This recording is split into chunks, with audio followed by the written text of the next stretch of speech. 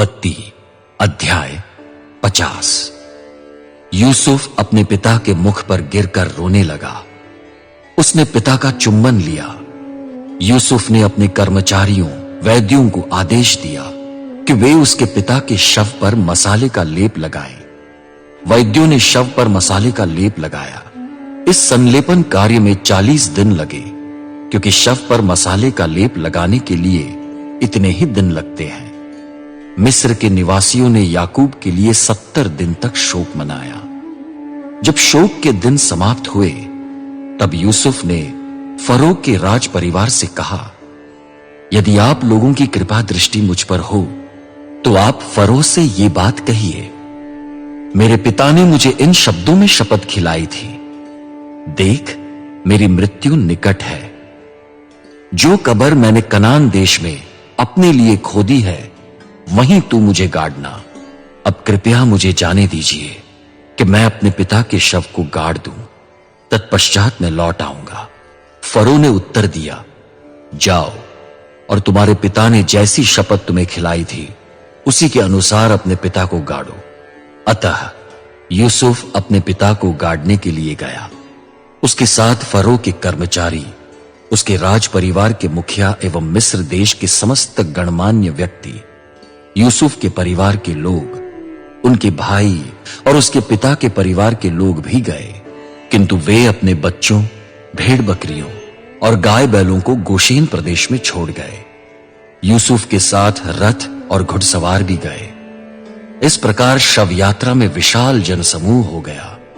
जब वे यरदन नदी के किनारे पर स्थित आटद का खलियान नामक स्थान पर पहुंचे, तब उन्होंने अत्यंत शोक मनाया। यूसुफ ने भी अपने पिता के लिए 7 दिन तक शोक किया।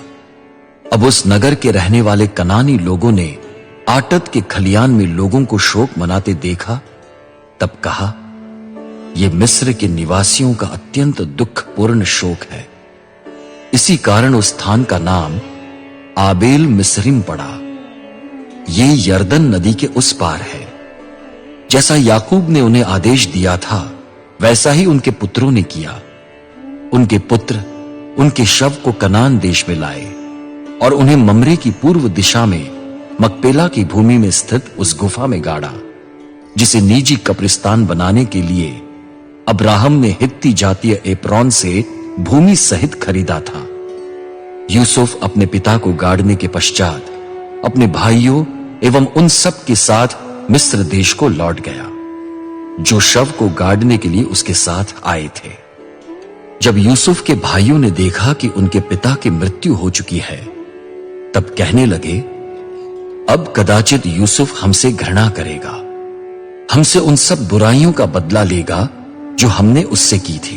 अतः उन्होंने यूसुफ के पास एक दूत भेजा और कहा, तुम्हारे पिता ने अपनी मृत्यु के पूर्व ये आदेश दिया था, यूसुफ से कहना कि वो कृपा कर अपने भाइयों के अपराध और पाप को क्षमा करे, क्योंकि उन्होंने उसके साथ बुराई की थी। अब कृपा कर अपने पिता के परमेश्वर के सेवकों के अपराध क्षमा कीजिए। जब उन्होंने ये बातें यूसुफ से कही, तब वो रो पड़ा। उसके भाई भी आए। वे उसके सम्मुख भूमि पर गिरकर बोले, हम आपके सेवक हैं। किंतु यूसुफ ने कहा, मत डरो, क्या मैं परमेश्वर के स्थान पर हूं?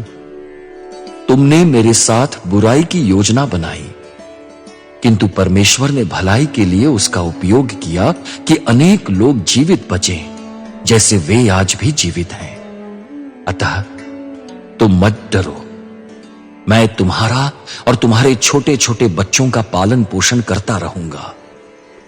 इस प्रकार यूसुफ ने उन्हें आश्वस्त किया और अपनी प्रेम पूर्ण बातों से उनको शांति दी। यूसुफ और उसके पिता का परिवार मिस्र देश में निवास करता रहा। वो 110 वर्ष तक जीवित रहा। यूसुफ ने एफ्राइम की संतान को 3री पीढ़ी तक देखा। मनश्शे के पुत्र मकीर के बच्चे भी यूसुफ के घुटनों पर उत्पन्न हुए थे।